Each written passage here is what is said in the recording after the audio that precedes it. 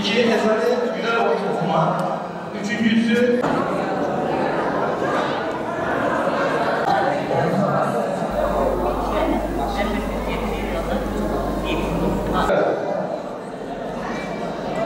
Minberler önüne dizilsin.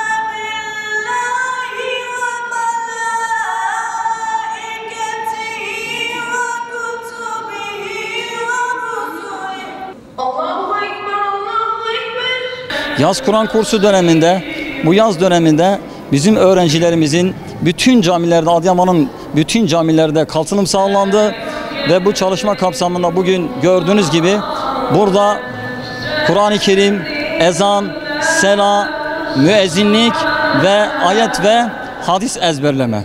Evet, bunun yarışmanın sonucunda belirlemiş olduğumuz kriterlerin sonucunda inşallah kapanış programında 2 Ağustos'ta belirlemiş olduğumuz tarihte herhangi bir sıkıntı olmazsa kapanışı da belediye düğün salonunda gerçekleştirmeyi düşünüyoruz. Bu kapsamda birinci olan kardeşlerimize de çeşitli ödüllerimiz olacak.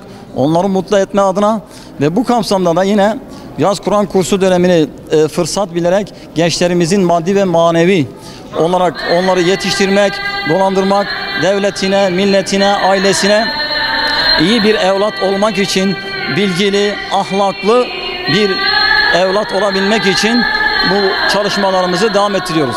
İmam bana şunu öğretti. Ben küçükleri sevip büyüklere saygı duymayı, Peygamber Efendimizin hayatını yarısı yeri,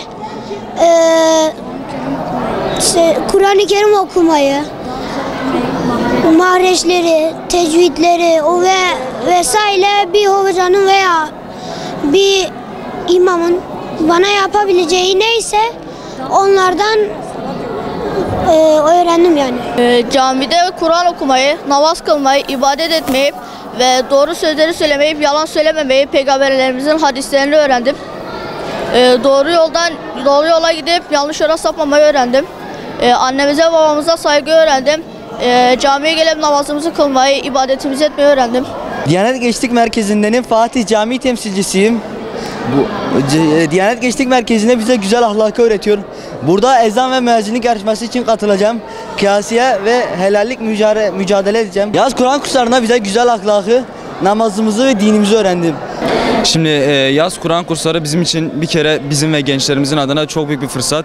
Çünkü öğrenciler, gençler yazını Allah'a yönelmekle, ibadetle geçiriyor. Kendini manevi alanda geliştiriyor. Aynı zamanda da burada kültürünü, dinini daha fazla öğrenme fırsatı buluyor.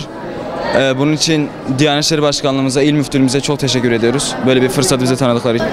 Şimdi bugünkü yarışmada ezanı güzel okuma, Kur'an-ı Kerim yine aynı şekilde, ezan, sela, ayet, hadis ezberi yarışmalarına katılacağız. Ezan ve Kur'an-ı Kerim dalında gireceğim. Diyanet Gençlik Merkezi'ni temsilen ezanı güzel okuma ve Kur'an'ı güzel okuma yarışmasına katılıyorum.